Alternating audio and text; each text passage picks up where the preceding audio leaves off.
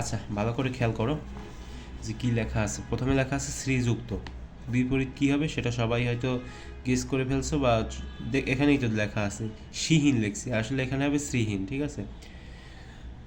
এরপরে দেখো শিষ্ট এবং অশিষ্ট, সৌম্য যার বিপরীত আছে তোমার করাল, সৃষ্টি এবং লয়, এগুলো তো সহজ আছে নাকি।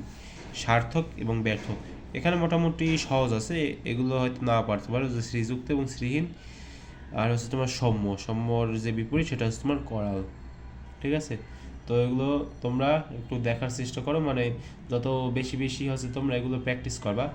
প্র্যাকটিস বলতে কি, এগুলো তো তোমার তেমন একটা মানে দেখার প্রয়োজন পড়ে না, বিপরীত শব্দ এগুলো তো এমনিতেই পারা যায়, কিন্তু আমি এখানে শুধু সেগুলোই মানে দিচ্ছি ভিডিওর মাধ্যমে, যেগুলো আর কি একটু পারা একটু কঠিন হবে তোমাদের পক্ষে, ঠিক আছে।